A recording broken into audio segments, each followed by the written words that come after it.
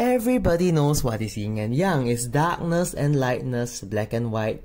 But I'm going to explain it to you properly, taking you right to the very beginning, the beginning of time. Now this circle represents the beginning. It represents nothing because that's what the beginning is. It's nothing. In a more profound sense than you would imagine. This is not like an empty box because, for instance, an empty box, you need a box for it to be empty. This is even before the box ever existed. It is true nothingness. To illustrate what I mean, think of yourself looking up into the sky.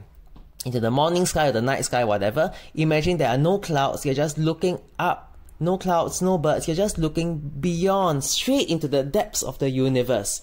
What are you looking at? You are looking at nothing. And that is how nothing this actually is. Now, I'm going to draw a line right down the middle to divide this notion into two sides, the left and the right. This creates duality.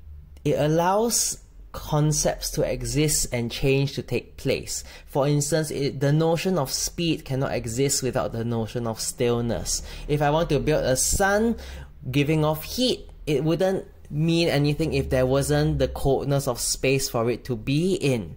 So this creates this possibility of change and of existence.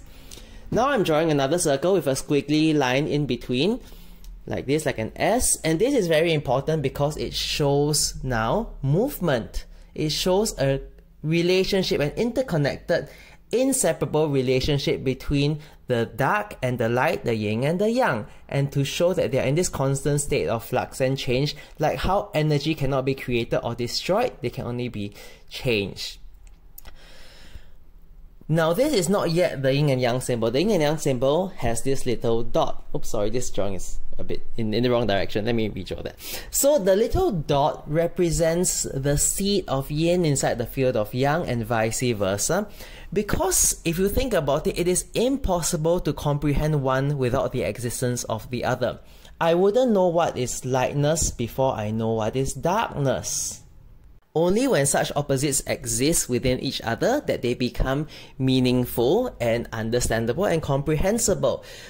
So I'm not going to actually talk about what is yin and what is yang because you might be able to find that out, but generally yin is receptive and yang is active. So yin is darkness, yang is lightness, yin is slow, yang is fast. But there are many more examples, and it is impossible to list them all because they simply refer to everything.